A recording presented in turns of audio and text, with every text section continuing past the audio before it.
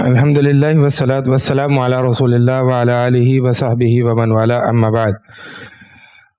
جو سلسلہ چل رہا تھا ہمارا وہ یہ تھا کہ گناہوں کے کیا آثار ہوتے ہیں، گناہوں کے کیا امپیکٹ ہوتے ہیں۔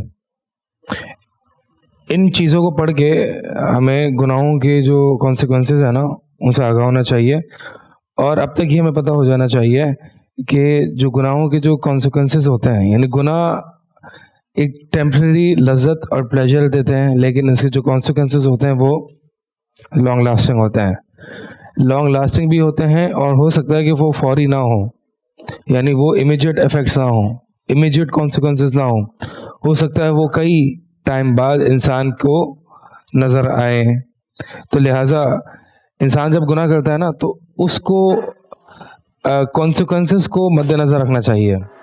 جب بھی انسان گناہ کرنے کا ارادہ ہو تو اس کو یہ پتہ ہونا چاہیے کہ میں ابھی اگر یہ کر لوں گا، ہے تو چند منٹ کی یا چند دیر کی لذت ہے، لیکن اس کے جو کانسیکوینسز ہیں وہ بہت زیادہ ہیں۔ تو ایک جو کانسیکوینس ہے نا وہ یہ ہے کہ اچھا ہم جو ہے وہ اب ورڈ ٹو ورڈ نہیں چلیں گے، ٹھیک ہے، کیونکہ آج اس کو جو کانسیکوینسز آف دا سنز ہیں اس کی آج انشاءاللہ لاسٹ ایپیسوڈ کریں گے، اور ورڈ ٹو ورڈ نہیں چلیں گے تو کیونکہ کافی جگہ ریپیٹیشن بھی ہے، اور اس میں سے جو اہم چیزیں ہیں میں نے کچھ سلیکٹ کی بھی ہیں وہ انشاءاللہ ہم دیکھ لیں گے۔ آپ پہلے یہ پڑھ لیتے ہیں، المعاصی تصرف القلب عن الاستقامہ، کہ گناہ جو ہیں وہ استقامت سے دل کو پھیر دیتے ہیں۔ استقامت کیا ہے؟ استقامت ہے کنسسٹنسی۔ کیا بہت سے لوگوں کی شکایت یہ نہیں ہوتی کہ ہم جو ہیں وہ ریگولر نہیں ہیں، گناہ چھوڑ دیتے ہیں پھر ہو جاتا ہے، پھر چھوڑ دیتے ہیں پھر ہو جاتا ہے، یا نماز پڑھتے ہیں جماعت کے ساتھ 3-4 دن یہ پریکٹس رہتی ہے، کنٹینیو نہیں رکھ پاتا۔ تو گناہ کی وجہ سے انسان یہ کنسسٹنسی سے ہاتھ دھو بیٹھتا ہے۔ یہ جو کنسسٹنسی ہے نا، استقامت یعنی راستے پر ڈٹ جانا، تو یہ کنسسٹنسی نہ آنا اس کی سب سے بڑی وجہ کیا ہے؟ گناہ ہے۔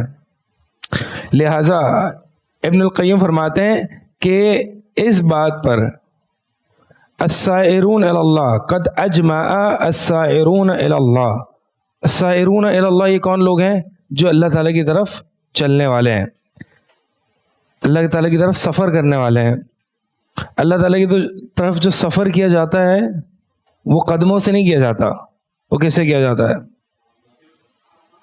دل سے۔ ایک ہوتا ہے قدموں کا سفر جو کہ ہم روزمرہ کر رہے ہوتے ہیں، ایک ہوتا ہے دل کا سفر۔ تو اللہ تعالیٰ کی طرف جو سفر ہوتا ہے وہ دل کا سفر ہوتا ہے۔ تو یہ بات جو اللہ تعالیٰ کی طرف مسافرین ہیں، جو چلنے والے ہیں، اس بات پر اتفاق کرتے ہیں، یعنی اگریڈ اپون ہے کہ ان القلوب لا تعطی مناها حتى تصل الى مولاها، کہ دل کامیابی کی طرف، اپنے مقاصد کی طرف، اپنے گولز کو اچیو نہیں کر سکتا یہاں تک کہ وہ اپنے مولا یعنی خالق کائنات اللہ رب العزت کی طرف نہ پہنچ جائے۔ بہت سے لوگوں کے بہت سے گولز ہوتے ہیں، بہت سے لوگ بہت کچھ کرنا چاہتے ہیں، اور دل کا ایک فنکشن ہے۔ اگر آپ دل کو ایک ایسے فنکشن کی طرف لگائیں گے جس چیز کے لیے وہ پیدا ہی نہیں کیا گیا تو کیا بات ہے، وہ چلے گا؟ نہیں چلے گا۔ لہٰذا دل کی کامیابی کس میں ہے؟ دل کو کس لیے پیدا کیا گیا ہے یہ بتائیے؟ دل کا جو مین فنکشن ہے وہ کیا ہے؟ ہارٹ بیٹ ہونا، بلڈ پمپ کرنا؟ نہیں، ہاں ڈیسیشن میکنگ، اللہ کی معرفت ہے۔ اصل جو دل کا جو فنکشن ہے وہ معرفت الہی ہے۔ لہم قلوب لا یفقہون بہا، اس لیے اللہ تعالیٰ نے ان کو ڈانٹا ہے کہ جن کے پاس دل تو ہیں لیکن سوچتے سمجھتے نہیں ہیں، یعنی فکر نہیں ہے، فکر یعنی تفکر نہیں، غور و فکر نہیں ہے، رب کی معرفت نہیں ہے۔ تو دل کا فنکشن بلڈ پمپ کرنا نہیں ہے، انسان کا مقصد کھانا پینا نہیں ہے۔ دل کا بلڈ پمپ کرنا ایسے ہی جیسے انسان کا کھانا پینا ہے، یہ میکینزم ہے جس سے وہ ورک کرتا ہے، لیکن مقصد یہ نہیں ہے. ٹھیک ہے، اگر انسان جو ہے وہ اگر انسان کھانے پینے کو مقصد بنا لے تو کیا ہوگا؟ اولئک کالانعام بل ہم اضل، کہ یہ تو جانوروں کی طرح ہو جائے گا، بلکہ جانور سے بھی بدتر. تو یہ جانور کا جو مقصد ہے نا وہ یہ ہوتا ہے، کھاؤ پیو اور زندگی گزارو اور مر جاؤ. اگر انسان ایسا کرے گا، اور عموماً انسان ایسے ہی ہوتے ہیں. آپ دیکھیں کھانے پینے کے پجاری کھانے کے لیے پتہ نہیں ایسے ریسٹورینٹس میں جائیں گے 2 گھنٹہ ویٹ کرنا پڑے گا، اور پھر اتنے مہنگے مہنگے کھانے کھائیں گے. کھانے کے لیے بھی کوئی 4-5 گھنٹے، ایک تو پہلے ہائی وے جائیں گے، ٹھیک ہے، 2 گھنٹے اس کے ہو گئے، پھر اس کے بعد 2 گھنٹے ویٹنگ کے ہو گئے. میں ایگزیجریٹ نہیں کر رہا، بلکہ کچھ ایسے ریسٹورینٹس ہیں جہاں پہ ویٹنگ ہوتی ہے 2 گھنٹے، ٹھیک ہے، اور پھر اتنا زیادہ بل بھی بنوا کے آ گئے. یہ 5 سے 6 گھنٹے جو ہے وہ آپ نے کھانے پینے کو دے دیے. تو الغرض کیا ہے کہ دل جو ہے نا وہ کامیاب ہوگا. فرماتے ہیں دل جب تک کامیاب نہیں ہوگا اپنے مقاصد میں، جب تک کہ وہ اپنے مولا اپنے رب کی طرف نہیں پہنچے گا. وَلَا تَصِلُ إِلَى مَوْلَاهَا حَتَّى تَكُونَ صَحِيحَةً سَلِيمَةً، اور دل اپنے مولا تک نہیں پہنچے گا جب تک کہ وہ صحیح نہیں ہوگا، صحیح سالم نہیں ہوگا. وَلَا تَكُونُ صَحِيحَةً سَلِيمَةً حَتَّى يَنْقَلِبَ دَاؤُهَا فَيَصِيرُ نَفْسَ دَوَائِهَا، اور دل صحیح صاف صحیح سلامت نہیں ہوگا جب تک کہ دل کی جو شفا ہے، ایک ہے دل کی شفا اور ایک ہے دل کے امراض، جب تک کہ دل بیمار رہے گا، جب تک کہ دل بیمار رہے گا کیا وہ اپنے رب تک پہنچ سکے گا؟ نہیں پہنچ سکے گا. وَلَا يَصِحُّ لَهَا ذَلِكَ إِلَّا بِمُخَالَفَةِ هَوَاهَا، اور دل جو ہے اپرائٹ نہیں رہے گا، دل صحیح نہیں رہے گا جب تک کہ وہ اپنی خواہشات کو ریزسٹ کرے گا. یعنی دل صحیح کب رہے گا؟ جب وہ اپنی خواہشات کو ریزسٹ کرے گا. دل کی بہت ساری چاہتیں ہوتی ہیں، ٹھیک ہے، دل نامحرم سے محبت بھی کرتا ہے، دل میں گانوں کی محبت بھی آتی ہے، اور ایسی بہت ساری ناجائز محبتیں آتی ہیں. دل میں حسد بھی ہوتا ہے، دل میں کبر بھی ہوتا ہے. جب تک ان چیزوں کی مخالفت نہیں کرے گا تب تک دل صحیح نہیں ہوگا. دل جب تک صحیح نہیں ہوگا تب تک رب کی طرف پرواز نہیں کرے گا. اب بتاتے ہیں کہ وَكَمَا أَنَّ مَن نَّهَى نَفْسَهُ عَنِ الْهَوَىٰ كَانَتِ الْجَنَّةُ مَأْوَىٰ، جس طرح کہ ایک شخص اپنے نفس کو خواہشات سے روکتا ہے تو اس کا انجام کیا ہوتا ہے؟ اس کو جنت ملتی ہے. کیا ہے وہ آیت؟ وَأَمَّا إِذَا، ہے نا وہ جو اپنے نفس کو خواہشات سے روک لیتا ہے تو اس کے لیے جنت ہے. ہاں، وَنَهَى النَّفْسَ عَنِ الْهَوَىٰ سے پہلے والی آیت یہ ہے وَأَمَّا مَنْ خَافَ مَقَامَ رَبِّهِ وَنَهَى النَّفْسَ عَنِ الْهَوَىٰ فَإِنَّ الْجَنَّةَ هِيَ الْمَأْوَىٰ، جو شخص اپنے رب کے سامنے کھڑے ہونے سے ڈر گیا اور اس نے اپنی نفس کو اس کی خواہشات سے روکا، وَنَهَى النَّفْسَ عَنِ الْهَوَىٰ، اپنے نفس کو اس کی ڈیزائر سے روکا. آپ کا جو دل چاہے آپ وہ اس کو دے دیں، یہ کوئی اسٹریٹجی نہیں ہے. اس سے تو آپ کیا کریں گے؟ آپ اپنے نفس کو غلام بنا لیں گے. کس کا؟ خواہشات کا. جب بھی دل جو چاہتا ہے آپ اس کو فیڈ کر دیں گے تو اس سے آپ اپنے دل کو غلام بنا دیں گے، ٹھیک ہے. اور بدترین غلامی ہے کہ جب ایک شخص اپنی خواہشات کا غلام بن جائے. لوگ سمجھتے ہیں کہ یہ سب سے زیادہ آزاد انسان ہے، یہی سب سے زیادہ قید ہے، کیونکہ وہ اپنی خواہشات سے باہر آ کے کچھ کر ہی نہیں سکتا. وہ اپنے آپ کو کنٹرول نہیں کر سکتا، اس کا اپنا آپ اسے کنٹرول کرتا ہے. اور وہ اس کو جو ہے وہ فریڈم آف سپیچ اور فریڈم اور ایکوالٹی اور کیا کیا کہتا ہے، یعنی جو سب سے بڑی پابندی ہے اس کو وہ فریڈم سمجھتا ہے. تو لہٰذا فرماتے ہیں کہ جس طرح سے اپنی نفس کی خواہشات کو ریزسٹ کرنے سے انسان کے لیے ہمیشہ کی جنت ہے، اسی طرح فَكَذَا يَكُونُ قَلْبُهُ فِي هَذِهِ الدَّارِ فِي جَنَّةٍ عَاجِلَةٍ، اسی طرح اس دل کی بھی ایک جنت ہے. جس طرح سے ایک انسان کی جنت ہے اور وہ کب جائے گا؟ جو اپنی خواہشات کو لگام دے گا. اسی طرح دل کی بھی جنت ہے, اور وہ دل کی جنت کہاں ہے اس دنیا میں؟ دل بھی ایک جنت میں رہتا ہے, اور وہ جنت ابھی والی جنت ہے. اور وہ جنت کون سی ہے؟ اور وہ جنت یعنی وہ ملے گی کب؟ جب انسان اپنے دل کی خواہشات کو لگام دے گا. فرماتے ہیں وَلَا تَحْسَبْ أَنَّ قَوْلُهُ تَعَالَى وَلَا تَحْسَبْ أَنَّ قَوْلَهُ تَعَالَى, یہ نہ سمجھنا کہ یہ جو اللہ تعالیٰ کا فرمان ہے نا, إِنَّ الْأَبْرَارَ لَفِي نَعِيمٍ وَإِنَّ الْفُجَّارَ لَفِي جَحِيمٍ, یہ جو قرآن کی آیت ہے, کیا مطلب ہے اس کا زکریا؟ إِنَّ الْأَبْرَارَ لَفِي نَعِيمٍ,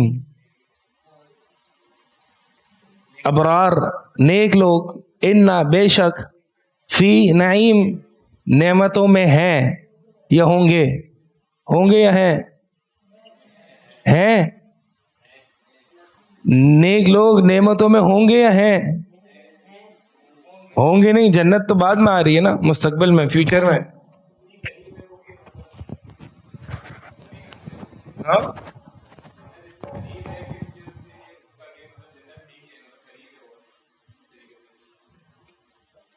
یہ تھوڑا سا اور فلسفہ میں اور نہیں ایسا نہیں ہے.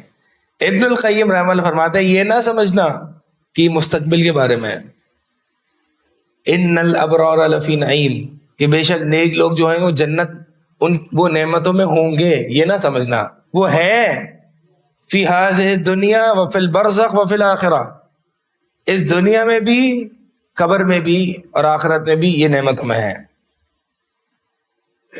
اور آگے فرماتے ہیں کہ وَهَلِ النَّعِيمُ إِلَّا نَعِيمُ الْقَلْبِ, کیا اس سے بڑی نعمت کیا ہوگی کہ دل نعمت میں ہوں. وَهَلِ الْعَذَابُ إِلَّا عَذَابُ الْقَلْبِ, اور اس سے بڑا عذاب کیا ہوگا کہ جب دل عذاب میں ہو. تو لہٰذا یہ نہ سمجھنا وَإِنَّ الْفُجَّارَ لَفِي جَحِيمٍ, کہ گنہگار اللہ کے نافرمان وہ جہنم میں ہے. یہ مت سمجھنا کہ وہ جہنم میں ہوں گے, دنیا بھی ان کے لیے جہنم ہے, قبر بھی ان کے لیے جہنم ہے, اور آخرت بھی ان کے لیے جہنم ہے. آگے فرماتے ہیں وَأَيُّ عَذَابٍ أَشَدُّ مِنَ الْخَوْفِ وَالْهَمِّ وَالْحَزْنِ وَضِيقِ الصَّدْرِ وَإِعْرَاضِهِ عَنِ اللَّهِ وَالدَّارِ الْآخِرَةِ, اس سے بڑا دل کے لیے عذاب کیا ہوگا؟ خوف ہے اس دل میں, غم ہے, ڈپریشن ہے, سینے کی تنگی ہے, اللہ سے دور ہے, وَتَعَلُّقِهِ بِغَيْرِ اللَّهِ, اور غیر اللہ سے اس کا تعلق ہے, اللہ سے اس کا تعلق کٹا ہوا ہے. اس سے بڑا ایک دل کے لیے عذاب کیا ہوگا؟ وَكُلُّ شَيْءٍ تَعَلَّقَ بِهِ وَأَحَبَّهُ مِن دُونِ اللَّهِ فَإِنَّهُ يَسُومُهُ سُوءَ الْعَذَابِ, ہر وہ شخص جو اللہ کے علاوہ کسی اور سے محبت کرتا ہے اسی سے اس کو عذاب ملے گا. اللہ تعالیٰ کا یہ طریقہ ہے. ہوتا ہے نا کہ بہت زیادہ آپ ایکسپیکٹیشنز بہت کسی سے بنا لیتے ہو کہ یہ میرا فلاں وقت فلاں دوست جو ہے نا یہ میرے کام آئے گا, اور وہی سب سے زیادہ آپ کو ہرٹ کرتا ہے, وہی سب سے زیادہ آپ کو ہرٹ کرتا ہے, وہیں سے آپ کو عذاب ملتا ہے. والدین اپنے بیٹے کے لیے کیا کچھ نہیں کرتے, ٹھیک ہے, والدین حرام کی کمائی کما لیتے ہیں, جھوٹ بول دیتے ہیں, اللہ کی محبت پر اپنے بچے کی محبت کو غالب کر لیتے ہیں, اس بچے سے ہی اس کو عذاب ملتا ہے ان والدین کو. یہ اللہ تعالیٰ کا طریقہ ہے. جو بھی اللہ کی محبت پر کسی چیز کو ترجیح دے گا, چاہے وہ مال ہو, چاہے وہ گرل فرینڈ ہو, چاہے وہ خواہشات ہوں, اسی سے اس کو عذاب ملے گا. فَكُلُّ مَنْ أَحَبَّ شَيْءٍ غَيْرَ اللَّهِ عُذِّبَ بِهِ 3 مرات فِي هَذِهِ الدَّارِ. فرماتے ہیں کہ جو شخص بھی اللہ کی محبت پر کسی دوسری محبت کو ترجیح دیتا ہے اس کو اس دنیا کی زندگی میں 3 مرتبہ عذاب ملے گا. کیسے؟ فرماتے ہیں اس کو پانے کی سٹرگل کرنے کے لیے. اب وہ جو خواہش ہے, ٹھیک ہے, مثال کے طور پر خواہش ہے ایک انسان کی کہ میں جو ہے وہ اپنے آپ کو ایک بڑا بزنس مین دیکھنا چاہتا ہوں, اور اس کے لیے وہ نہ دین کی پرواہ کرتا ہے, نہ نمازوں کی اس کو پرواہ ہوتی ہے, بس لگا ہوا ہے پڑھائی, یونیورسٹی, پھر اس کے بعد انٹرنشپ, پھر اس کے بعد جاب, لگا ہوا ہے. یعنی اس نے اس پوزیشن کی محبت نے اس کو دین سے غافل کر دیا. اب اس کو پانے کی جو کوشش ہے, اسٹرگل ہے, ایک عذاب میں ہی ہے نا, یہ عذاب میں ہے, تو اس کو پانے کی کوشش, اس کی اسٹرگل جو عذاب ہے اس کے لیے, پھر وہ مل گیا. اب اس کو سیف گارڈ کرنے کے لیے، لوگوں سے بچانے کے لیے، اس کہ وہ کھو نہ جائے، ہاتھ سے چلی نہ جائے، اس کو اس کی حفاظت کے لیے جو اس کو پاپڑ بیلنے پڑتے ہیں، یہ دوسرا عذاب ہے۔ پھر تیسری چیز جب اس کے ہاتھ سے چلی جاتی ہے، کیونکہ ہر چیز فانی ہے، ہر چیز جانی ہے، ہر چیز ختم ہو جانی ہے۔ پھر تیسرا عذاب اس کو تب ملتا ہے کہ جب وہ اس کے ہاتھ سے وہ چیز چلی جاتی ہے۔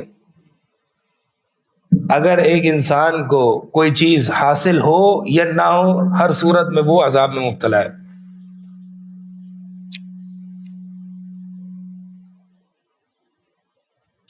صحیح؟ تو ابن القیم رحمہ اللہ فرماتے ہیں کہ یہ جو اس دنیا کی زندگی جو ہے نا، اگر ایک نیک شخص ہے، اللہ تعالیٰ کو خوش کرنے والا ہے، اللہ کو راضی رکھنے والا ہے، دین پر چلنے والا ہے، تو یہ نہ سمجھنا کہ وہ جنت بعد میں آئے گی، وہ دنیا اس کے لیے جنت ہے۔ کہتے ہیں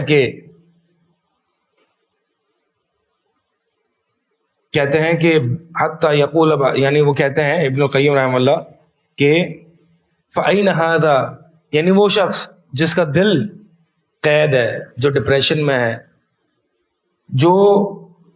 جس کو اللہ کی عبادت کی لذت نہیں آئی، اور وہ شخص فَأَيْنَ هَذَا مِن نَعِيمِ مَنْ يَرْقُصُ قَلْبَهُ طَرْبًا وَفَرْحًا وَأُنْسًا بِرَبِّهِ، وہ شخص کہ جو اپنے رب سے قریب ہے، اس کو اپنے رب سے انسیت حاصل ہے، اس کو اس چیز کی خوشی ہوتی ہے کہ میں کب اپنے رب سے اکیلے میں بات کروں گا، اس کو اس کی رب سے جو مناجات کی جو لذت ہے، اللہ کے ذکر کی جو اس سے حلاوت ہے، نماز کی جو راحت ہے، وَطَمَأْنِينَةً بِذِكْرِهِ، اور اس کو جو اللہ کے ذکر میں اطمینان ملتا ہے، یہ اور وہ شخص کے برابر میں ہے، یہ شخص یقیناً جنت میں اور یہ شخص یقیناً جہنم میں۔ یہاں تک کہ حتی یقول بعضهم فی حال نزعہ، یہاں تک کہ بعض لوگ حالت نزع، یعنی جب اس دنیا سے رخصت ہونے والے ہوتے ہیں تو جب ان کو بشارتیں دی جاتی ہیں کہ تیری اللہ سے ملاقات ہونے والی ہے اور تجھے یہ ملنے والا ہے، تو واہ ترباہ، وہ کہتا ہے کہ ہائے رب کی ملاقات کس قدر قریب آ چکی ہے۔ وہ یقول الآخر، اور دوسرا شخص کہتا ہے کہ ان کان اہل الجنت فی مثل هذا الحال، اگر اہل جنت اس حال میں ہوں گے تو انہم لفی عیش طیب، تو وہ بڑی اچھی زندگی میں ہے۔ اگر جنت یہ ہے کہ اللہ سے باتیں ہیں، اللہ سے ملاقات ہے، اللہ کے چہرے کا دیدار ہے، تو کیا لذیذ جنت ہے۔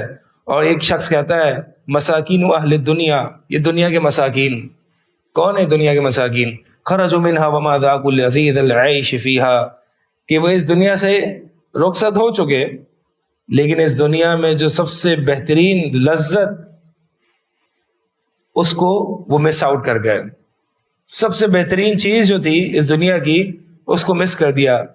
یہ ہے وہ مسکین، اور وہ کیا ہے؟ وہ دنیا کی کیا لذت ہے جو ان کو مس کر گئے؟ وہ اللہ کا دین، اللہ سے مناجات، اللہ کا قرب، وما ذاقوا اطیب ما فیہا، اور وہ اس دنیا سے چلے گئے اور اس میں جو سب سے لذیذ ترین چیز تھی اس کو نہ چکھا۔ فرماتے ہیں کہ اگر لو علم الملوک وابناء الملوک ما نحن فیہ لجادلونا علیہ بالسیوف، کہ اگر یہ وزیر، یہ بڑے بڑے پیسے والے لوگ اور یہ وزراء کے بیٹے یہ جس طرح کا لیوش لائف سٹائل گزار رہے ہیں، اگر یہ جان لیں کہ ہمارے پاس اللہ کے دین میں کیا لذت ہے، تو یہ تلواروں کے ساتھ ہمارے ساتھ آ کے جہاد کریں گے اس چیز کو حاصل کرنے کے لیے۔ ان کو پتہ ہی نہیں ہے کہ ہمارے پاس کیا چیز ہے، یعنی قال اللہ و قال رسول، قرآن اور حدیث، اللہ کا ذکر، یہ کتنی بڑی نعمت ہے۔ یہ کس کو فیل ہوگی؟ جتنا دل پاک ہوگا نا گناہوں سے، اس کو قرآن و حدیث کی لذت، اس کا جو پلیجر ہے وہ فیل ہوگا۔ نبی علیہ الصلوۃ والسلام فرماتے ہیں کہ جب تم اذا مررتم بریاض الجنہ فرتعوا، کہ جب تم جنت کے باغات سے گزرو نا تو خوب پیٹ بھر کے کھاؤ، سیر ہو کے کھاؤ۔ پوچھا جنت کے باغات کیا ہے؟ نبی علیہ الصلوۃ والسلام نے فرمایا حلق و ذکر، ایسے حلقات جہاں پہ اللہ کا ذکر ہوتا ہے، یہ جنت کے باغات ہیں۔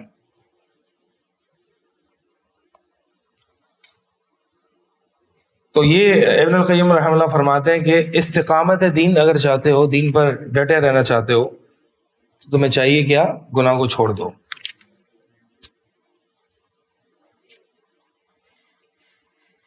فرماتے ہیں ایک اور جو گناہوں کے اثرات ہیں وہ کیا ہیں؟ گناہوں کے اثرات میں سے ایک کانسیکوینس یہ ہے کہ انسان شیطان کا قیدی بن جاتا ہے اور شہوات کا سلیو بن جاتا ہے. ولا السجن اضيق من السجن الهوى من سجن الهوى کہ شہوات کی قید سے زیادہ سخت قید کسی کی نہیں ہے. ہم سب سمجھتے ہیں ہم آزاد ہیں، آزاد نہیں ہیں. اگر ہم شہوت پرستی کے مرض کا علاج ہے. افرأیت من اتخذ الہہ هواه، قرآن میں اللہ تعالیٰ نے فرمایا نا کہ کیا آپ نے ان لوگوں کو نہیں دیکھا کہ جنہوں نے اپنی خواہشات کو الہ بنا لیا، یعنی ان کی خواہشات نے انہیں بندہ بنا لیا ہے اور وہ اپنی خواہشات سے باہر نہیں آ سکتے. جہاں اس کو خواہشات لے کے چلیں گی وہاں پہ وہ چلے گا. آپ دیکھیں ہم پہلے مطلب ہم نے بھی ایک اسکول، ایک کالج وغیرہ کی لائف سٹائل گزارا ہے، دیکھا ہے، اور آج بھی آپ دیکھتے ہوں گے کہ عموماً دیکھنے میں تو یہ آتا ہے کہ جتنے یہ لوگ ہیں اور جو کالج یونیورسٹی کے نوجوان ہیں وہ ایسا لگتا ہے کہ ہیں تو بڑے آزاد، لیکن کیا آزاد ہیں؟ ان کو ایسا لگتا ہے کہ دین پابندی ہے، دین پابندی ہے اور ہم آزادی میں ہیں. یعنی ہم نماز نہ پڑھ کے اور ہم دین کو فالو نہ کر کے ہم آزاد ہیں، اور اگر ہمیں دین پہ چلنا ہے تو ہمیں تھوڑا اپنے آپ کو پابند اور قید کرنا پڑے گا. لیکن غلط طریقے سے سوچ ہے، یہ سوچ غلط ہے، کیونکہ آزادی یہ نہیں ہے. مجھے یہ بتائیں کہ ایک وہ شخص کہ جو صبح شام سوشل میڈیا کا سلیو ہو، باہر کیا ٹرینڈ چل رہا ہے، کیا فیشن چل رہا ہے، کیا مارکیٹ میں ہے، اس کا سلیو ہے، اپنی خواہشات کا سلیو ہے، کیا یہ قید میں ہے؟ یا وہ شخص جو صرف اللہ کی عبادت کرتا ہے اور اسے کسی کی پرواہ نہیں ہے، کسی کا ڈر اور خوف نہیں ہے سوائے اللہ کے؟ یقیناً یہ والا جو بندہ ہے کہ جس نے اپنی خواہشات کو لگام نہیں دیا ہوا اور اس کی خواہشات اس کو چلا رہی ہیں، یہ سب سے بڑا بندہ ہے. فرماتے ہیں کہ مثل القلب مثل الطائر، کہ ایک دل کی مثال جو ہے نا، دل ایک پرندے کی طرح ہے. کلما علا بعد عن الآفات، جتنا وہ بلند پرواز کرے گا اتنا ہی وہ آفات، مصیبتوں، پریشانیوں سے دور رہے گا. وَكُلَّمَا نَزَلَ، اور جتنا وہ پرندہ نیچے زمین کی طرف آئے گا اس کو آفات اور مصیبتیں اور اس کو جو ہے وہ ہنٹ کیے جانے کا زیادہ رسک ہوگا. تو دل جتنا رب کی طرف پرواز کرے گا، دل رب کی طرف جتنا اونچا اڑے گا اتنا ہی وہ تمام سلیوری سے اور مصیبتوں سے اور کسی رسک پہ نہیں ہوگا. تو پرندہ جتنا اوپر ہوتا ہے اتنا اس کو پکڑنا مشکل ہوتا ہے. انسان ایسے بھی انسان پائے جاتے ہیں اور وہ حقیقی مومن ہے کہ جو چلتے تو زمین پر ہیں لیکن ان کا دل اوپر ہوتا ہے، ان کا دل اوپر ہوتا ہے. دلوں کو اس دنیا میں نہ لگائیں. چلنا تو ہم نے زمین پر ہے لیکن دل کو اس زمین پر نہ چلائیں ورنہ تو کوئی فائدہ نہیں. دلوں کو اڑنے دیں، اللہ کے قریب جانے دیں.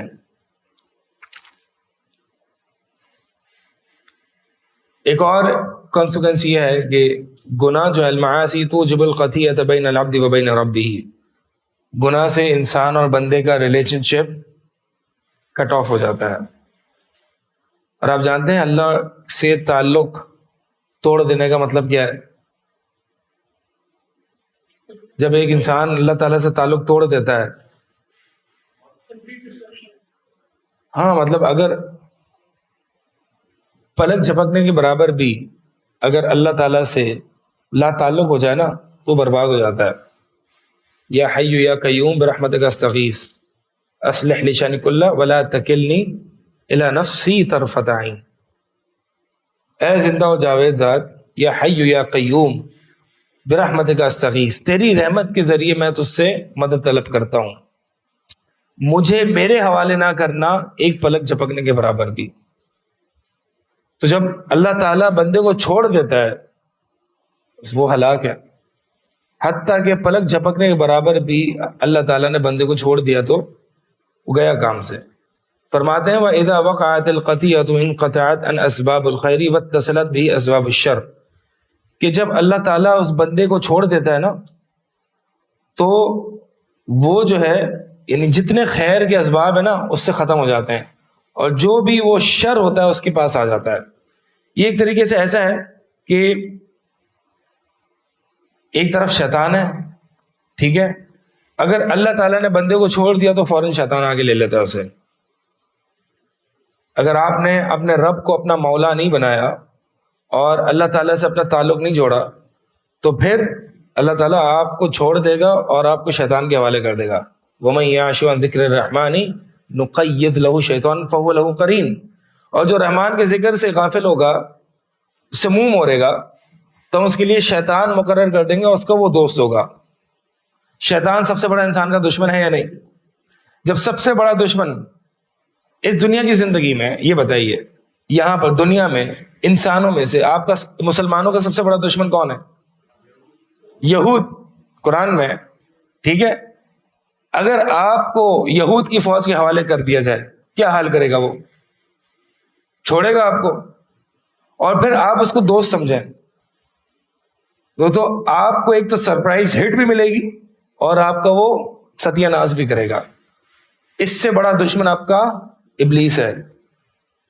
کیا خیال ہے اللہ تعالیٰ نے جب ایک بندے کو ابلیس کے حوالے کر دیا کیا حال کرے گا وہ؟ لہٰذا اس کو اللہ تعالیٰ فرماتے ہیں یہ تمہارا دشمن ہے, اس کو دشمنی سمجھو, اور اگر تم نے مجھ سے تعلق کاٹا تو میں اس کے حوالے کر دوں گا تمہیں. انسان اپنے آپ نہیں رہ سکتا کیونکہ انسان خود سے ضعیف ہے, ٹھیک ہے. انسان کو کوئی چلانے والا چاہیے ہوتا ہے. اگر وہ اللہ تعالیٰ کے راستے پر نہیں چلے گا, اللہ تعالیٰ کو اپنا مولا نہیں مانے گا, تو پھر شیطان کھڑا ہوا ہے, انتظار کر رہا ہے, اور اس کو پھر وہ چلائے گا اور پھر اس کا ستیہ ناز کرے گا.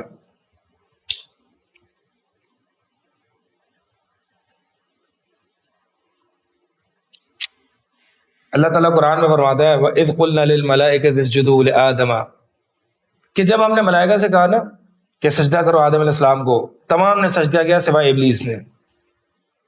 یہ جن میں سے تھا اور اس نے اپنے رب کی نافرمانی, اپنے رب کے حکم کی نافرمانی کی. تو اب اللہ تعالیٰ انسانوں سے کہہ رہا ہے اَفَتَتَّخِذُونَهُ وَذُرِّيَّتَهُ أَوْلِيَاءَ مِن دُونِي, کہ کیا تم اس شیطان کو, اس ابلیس کو اور اس کی اولاد کو اپنا دوست بناتے ہو میرے علاوہ, مجھے چھوڑ کے. یعنی مجھے دوست نہیں بناتے, تم شیطان کو اپنا دوست بناتے ہو. مجھے مددگار نہیں بناتے, شیطان کو اپنا مددگار بناتے ہو. وَهُمْ لَكُمْ عَدُوٌّ, حالانکہ یہ تو تمہارا دشمن ہے. بِئْسَ لِلظَّالِمِينَ بَدَلًا, بدل بڑا ہی بڑا سبسٹیٹیوٹ لیا ہے تم نے, پتہ چلے گا تمہیں. اذ قال الشیطان للانسان اکفر فلما کفر قال انی اخاف اللہ رب العالمین, انی بریء منک وانی اخاف اللہ رب العالمین. کہ شیطان جب انسان سے کہتا ہے کفر کر, وہ کفر کر لیتا ہے. دوست بنا لیا نا, آخرت میں وہ آپ سے منہ موڑ لے گا اور کہے گا میں تو تم سے بری ہوں. جو وعدے کیے تھے, کوئی وعدے شیطان کے دھوکے ہوتے ہیں, سارے وعدے شیطان کے دھوکے ہیں. تو اللہ تعالیٰ فرما رہے مجھے چھوڑ کے تم کہاں کس کو اپنا مولا بنا رہے ہو؟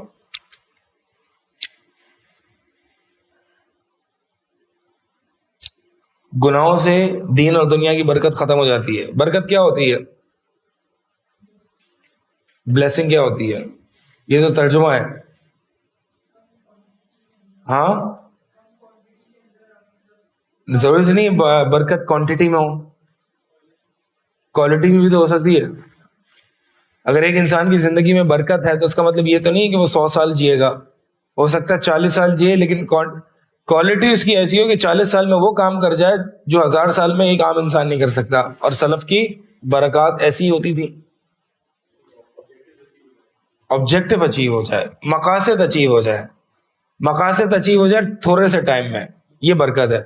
تو ایک گناہ سے انسان, یعنی گناہ کے اتنے نقصانات ابن القیم رحمہ اللہ نے اس کتاب میں گنائے ہیں کہ واقعی اگر ایک انسان یہ پڑھتا ہے نا تو اس پوری ایک لسٹ تیار کرے کہ یہ گناہ کے کانسیکوینسز ہیں.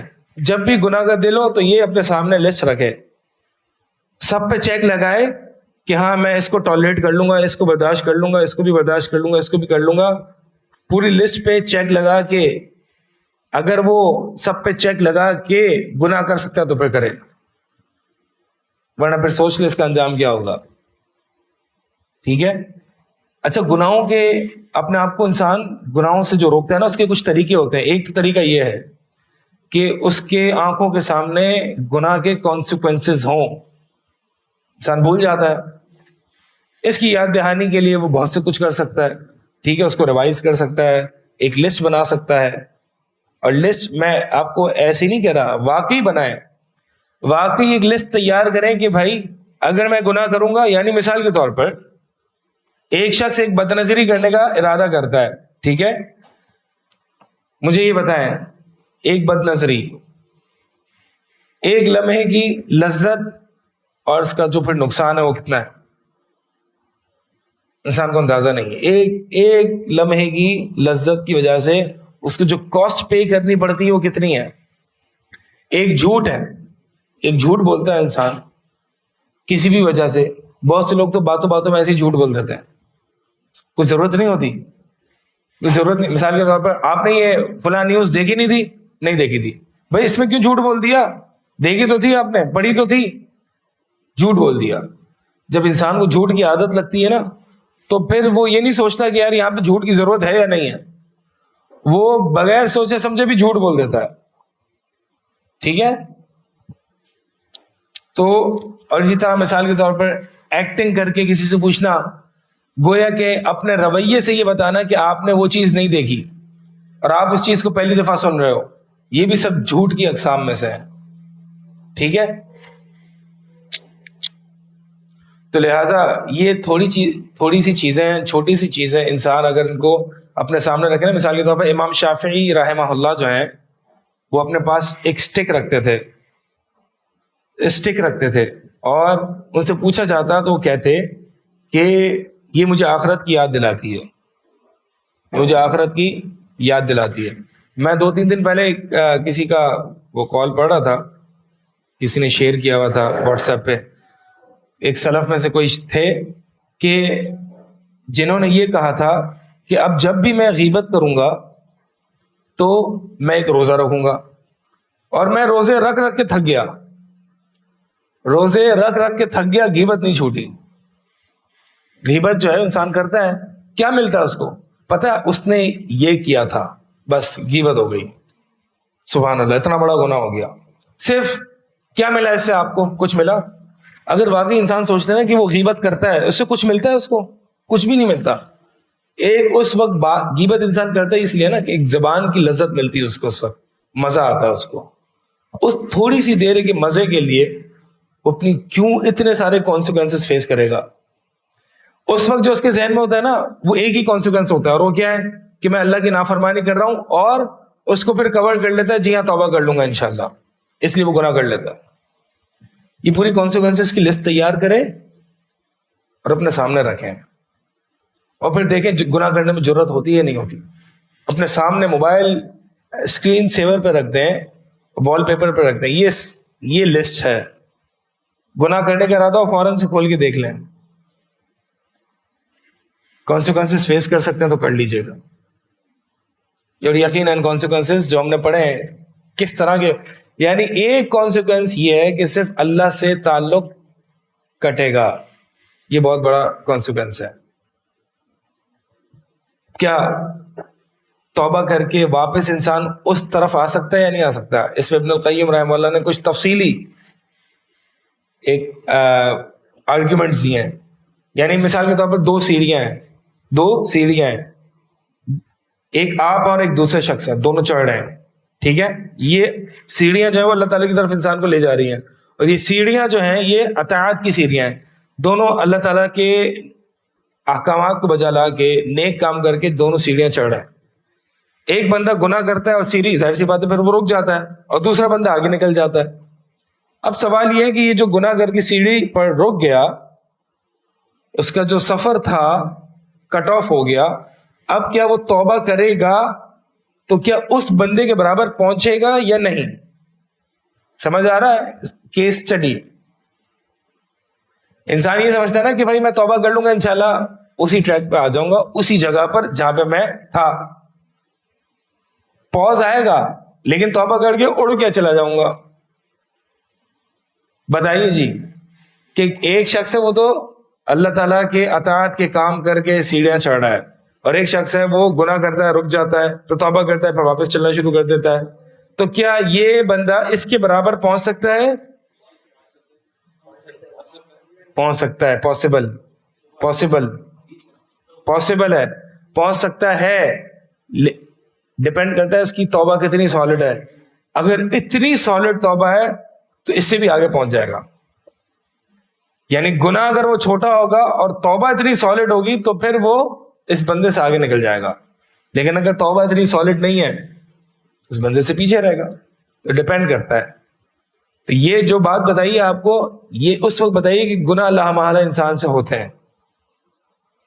ٹھیک ہے، گناہ لا محالہ. اور ایک اللہ تعالیٰ، مطلب ایک حدیث ہے نا کہ اس میں کہ اللہ تعالیٰ اپنے بندے کو ایک گناہ سے ٹیسٹ کرتا رہتا ہے. وہ گناہ کرتا ہے، توبہ کرتا ہے، گناہ کرتا ہے، توبہ کرتا ہے، گناہ کرتا ہے، توبہ کرتا ہے، اس سے وہ چھوٹتا ہی نہیں. اللہ تعالیٰ اس کو اس ایک گناہ کی آزمائش میں مبتلا رکھتا ہے تاکہ اس کے اندر ایک عجب اور ایک وہ نہ آ جائے کہ بھائی میں تو کوئی پیر اور کوئی چیمپئن ہوں، تاکہ وہ ہمیشہ اللہ کے سامنے روتا دھوتا رہے اور توبہ کرتا رہے، اور توبہ کر کر کے اپنی پرواز کو بلند کرتا رہے. ایک وہ شخص جو کہ اللہ تعالیٰ کی فرما برداری کرنے والا ہے لیکن وہ دیگر لوگوں کو حقیر نگاہ سے دیکھتا ہے کہ یہ کیا ہے، یہ سارے گنہگار ہیں، یہ تو کچھ بھی نہیں کرتے، میں ایک عبادت گزار ہوں. اور دوسرا شخص جو گنہگار ہے لیکن توبہ تائب ہونے والا ہے، کون سا بہتر ہے؟ دوسرا شخص. کیونکہ وہ نہ کسی کو حقیر دیکھتا ہے بلکہ وہ اپنے آپ کو حقیر دیکھتا ہے کہ میں ایسا ہوں، میں ویسا ہوں، میں ویسا ہوں، میں کر ہی نہیں سکتا. پھر توبہ کرتا ہے، پھر گرتا ہے، پھر توبہ کرتا ہے، گرتا ہے، اور اس طرح سے وہ اللہ تعالیٰ کی طرف سفر طے کرتا ہے. لہٰذا گناہ ہو جائیں تو یہ مت سمجھنا کہ میں اس سفر میں پیچھے رہ گیا. اتنی سالڈ توبہ کریں کہ اڑ کے آپ جو ہے وہ اس بندے سے بھی آگے پہنچ جائیں جو اس سیڑھی کو چڑھ رہا تھا.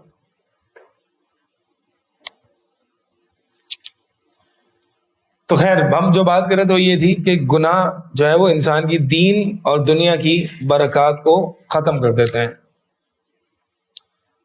ابن القیم فرماتے ہیں یہاں پہ کہ فَمِن كُلِّ شَيْءٍ يَفُوتُ الْعَبْدُ عِوَضٌ. ہم نے پچھلی دفعہ یہ پڑھا تھا نا کہ اللہ سے تعلق کٹ جاتا ہے. ایک انسان کا گناہ کی وجہ سے اللہ سے تعلق کٹ جاتا ہے، وہ پاز آ جاتا ہے، ڈیلے آ جاتا ہے یا ختم ہو جاتا ہے. تو ابن فرماتے ہیں کہ فَمِن كُلِّ شَيْءٍ، اتنا بہترین یہ اسٹیٹمنٹ ہے، ہر چیز کا کوئی نہ کوئی جب بندہ اس کو مس کر دیتا ہے اس کا سبسٹیٹیوٹ ہوتا ہے. ٹھیک ہے، آج آپ نے یونیورسٹی کی کلاس مس کر دی، سبسٹیٹیوٹ ہے. آپ نے فلاں نیوز مس کر دی، سبسٹیٹیوٹ ہے. میچ مس کر دیا، اسپورٹس مس کر دیا، سبسٹیٹیوٹ ہے. کوئی آپ کی چیز زندگی سے چھن جائے، کوئی نعمت چھن جائے، سبسٹیٹیوٹ ہے. اگر سبسٹیٹیوٹ نہیں ہے وَإِذَا فَاتَهُ اللَّهُ لَمْ يُعَوَّضْ عَنْهُ الْبَتَّةً، اگر اللہ اس کی زندگی سے مس آؤٹ ہو جائے تو اس کا کوئی سبسٹیٹیوٹ نہیں ہے. یعنی آپ ہر چیز سیکریفائس کریں اس کا آپ کو سبسٹیٹیوٹ مل جائے گا، لیکن آپ جو چیز افورڈ نہیں کر سکتے، جس چیز کو کھونا، وہ اللہ تعالیٰ کا تعلق ہے، وہ اللہ تعالیٰ کا قرب ہے.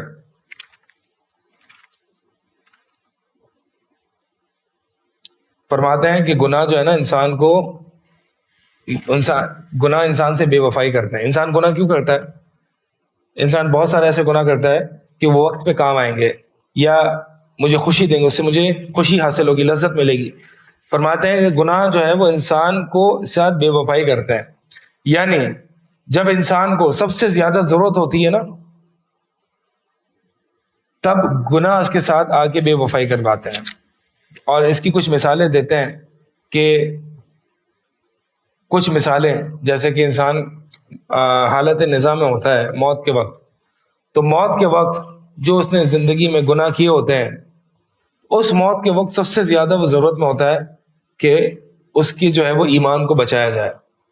لہٰذا کہتے ہیں کہ کتنے لوگ وَهَذَا وَثَمَّ أَمْرٌ أَخُوفُ مِنْ ذَلِكَ وَأَدْهَى مِنْهُ وَأَمَرُّ وَهُوَ أَنْ يَخُونَهُ قَلْبُهُ وَلِسَانُهُ عِنْدَ الْاحْتِضَارِ، کہ انسان کی زبان اور انسان کا دل بھی اس کو دھوکہ دے دیتا ہے جب اس کو سب سے زیادہ ضرورت ہوتی ہے. اس مسئلے کو سمجھے، اور وہ یہ ہے کہ جب انسان حالت نزاع میں ہوتا ہے، سکرات الموت میں ہوتا ہے، تو اس کو اپنے دل اور اپنی زبان کی سب سے زیادہ ضرورت ہوتی ہے کہ یہ زبان حرکت کرے اور لا الہ الا اللہ کہے، اور اس دل کی سب سے زیادہ ضرورت ہوتی ہے کہ صحیح عقیدے پر انسان اس دنیا سے رخصت ہو.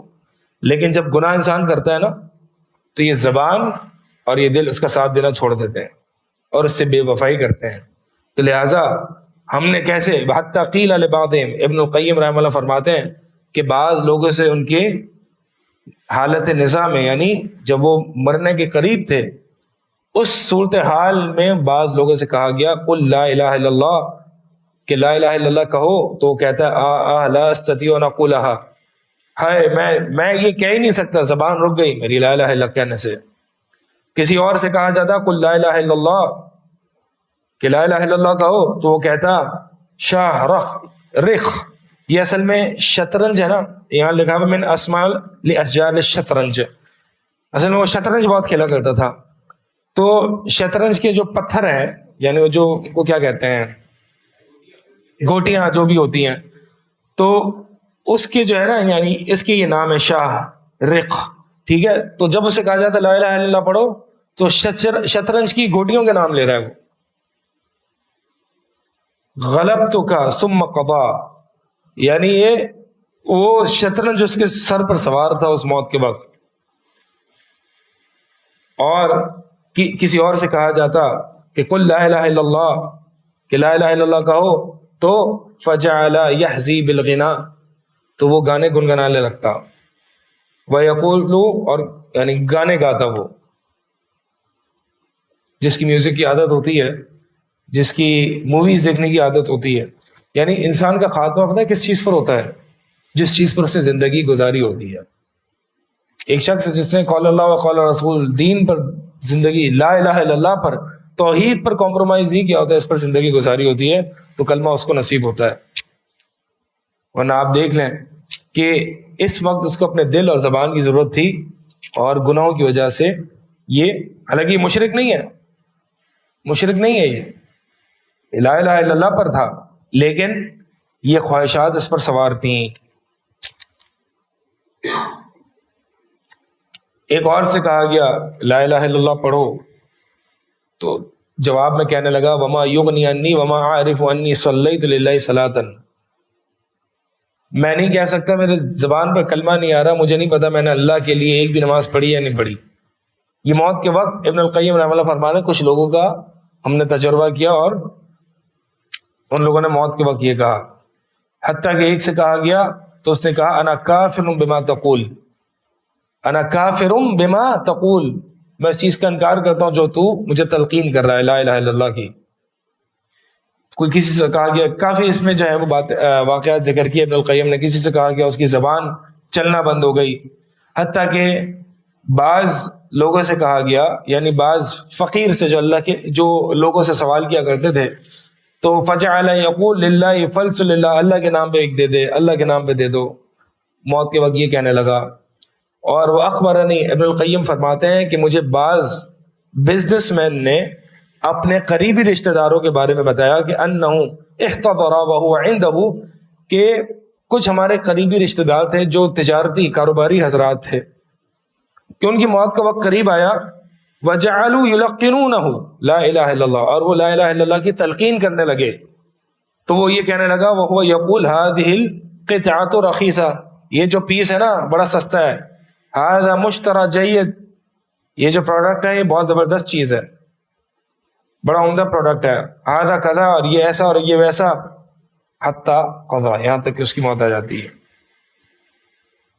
فسبحان اللہ کم شاہد الناس من هذا عبرا، سبحان اللہ کتنے ہی لوگوں سے یہ اس طرح کے مشاہدے کیے گئے. گناہ انسان کو آخری وقت بھی نہیں چھوڑتے، یہ یاد رکھیے گا، یہ کانسیکوینس، ٹھیک ہے. کیا پتا یہ ایک گناہ، آپ کہیں ایک ہی تو گناہ ہے، کیا پتا یہ ایک ہی گناہ آپ کی بربادی کا سبب بن جائے. اللہ کے نبی صلی اللہ علیہ وسلم فرماتے ہیں نا کہ صغیرہ گناہوں کی مثال ایسی ہے کہ ایک چھوٹی سی لکڑی لاتا ہے، پھر دوسرا چھوٹی لکڑی لاتا ہے، تیسرا چھوٹی لکڑی لاتا ہے، اور پھر وہ چھوٹی لکڑیاں پائل اپ ہو کے اتنی بڑی فائر کریٹ کر دیتی ہیں. اور وہ ایک فائر کریٹ ہو سکتی ہے اب ایک بندہ جو کہ ایک لکڑی لا رہا ہے, چھوٹی سی ٹہنی لا رہا ہے, وہ کیا سوچے گا کہ اس سے کوئی آگ جلے گی؟ نہیں, وہ تو یہی سوچے گا. لیکن جب وہ بار بار لایا جا رہا ہے, ایک پائل کریٹ ہو گیا, ایک بڑی فائر کریٹ ہو گئی. تو اللہ کے نبی علیہ الصلوۃ والسلام نے حدیث میں یہی بتایا کہ چھوٹے چھوٹے گناہ جو ہیں وہ پائل اپ ہو کے اتنی بڑی فائر کریٹ کر دیتے ہیں کہ بندہ ہلاک ہو جاتا ہے. کیا پتا وہ جو ایک چھوٹا سا گناہ آپ کر رہے ہو وہ ایک اس پائل کی ایک لاسٹ لکڑی ہو کہ جس سے آگ بھڑک اٹھے. پتا ہے آپ کو کتنی پائل کریٹ کر چکے ہیں؟ تو آپ تو سمجھیں کہ میں تو بس ایک ہی کر رہا ہوں, ایک سے کیا ہلاک ہوں گا میں, ایک بد نظیر سے میں کیا ہلاک ہوں گا, ایک میوزک سن لوں گا تو میں کیا ہلاک ہوں گا. ہو سکتا ہے وہ اس پائل کی جو ہے وہ آخری لکڑی ہو کہ وہ لکڑی ڈالیں گے اور آگ جل جائے گی. پھر یہاں پر جو ہے وہ اور بھی گناہوں کے کانسیکوینسز ہیں. میں چاہوں گا کہ آپ جو ہے وہ انگلش میں بھی میرے خیال میں شاید اویلیبل ہے اور اردو میں بھی اویلیبل ہے. ایک تھوڑا سا ایک ٹیلر تو نہیں کہہ سکتے, ایک آپ کو ایک چابی دے دی کہ یہ گناہوں کے کانسیکوینسز ہیں. اور مزید آپ میں سے جو پڑھنا چاہیں وہ اس کتاب کی جو عربی میں پڑھ سکتے ہیں عربی میں پڑھ لیں, اور جو اردو میں انگلش میں دونوں لینگویجز میں یہ کتاب اویلیبل ہے, اس کو مزید آگے اور دیکھیں اور اس کے ریوائز کریں اور اس کی ایک لسٹ تیار کریں. یہ ٹو ڈو ٹاسک ہے اس پوری سیریز کا. کیا ہے؟ ان گناہوں کے کانسیکوینسز جو آپ کو لگتا ہے کہ یار یہ بہت بڑے کانسیکوینسز ہیں, اس کی ایک لسٹ تیار کر کے وال پیپر پہ لگا دیں, اور جب بھی گناہ کا ارادہ ہو اور اس کو دیکھیں. آپ ایک سلف تھے, ان کے پاس ہمیشہ جو ہے نا ایک فائر نما کوئی چیز ہوتی تھی, اور جب بھی گناہ کا ارادہ ہوتا تھا وہ اس ماچس یا فائر میں جو ہے وہ ہاتھ ڈال کے دیکھتے تھے. اگر یہ برداشت ہو رہی تو گناہ کر لے, اگر یہ نہیں ہو رہی تو جب یہ نہیں ہو رہی تو جہنم کی آگ کیسے ہوگی, لہذا رک جاتے تھے. ٹھیک ہے, تو یہ کچھ ٹیکٹکس ہوتی ہیں اور سلف صالحین اپنایا کرتے تھے اپنے آپ کو گناہوں سے روکنے کے لیے. گناہ واقعی انسان کو جو ہے نا کہیں کا نہیں چھوڑتے. ایک تو ہے شرک, شرک تو انسان کو شروع سے برباد کر دیتا نا. گناہ جو ہے وہ سلو پوائزن ہے, اور جو سلو پوائزن ہوتا ہے وہ بھی خطرناک ہوتا ہے. انسان کو نہیں پتا کہ کب اس کی موت اور ہلاکت قریب ہے. کتنے ہی لوگ ہیں جو کہ گناہ کی زندگی گزارتے ہیں اور سمجھتے ہیں کہ ہم آخر وقت میں توبہ کر لیں گے اور اللہ کو منا لیں گے. ایسا نہیں ہوتا, اور وہ سلو پوائزن کی طرح ایکٹ کرتے ہیں, اور اس کی ہلاکت وہ یہ سمجھتا ہے کہ میں صحیح چل رہا ہوں, لیکن وہ صحیح نہیں چل رہا ہوتا. لہٰذا گناہوں کو اپنے اوپر سوار نہ کریں, اور گناہوں کو یہ موقع نہ دیں کہ وہ آپ کو غلام بنا لیں.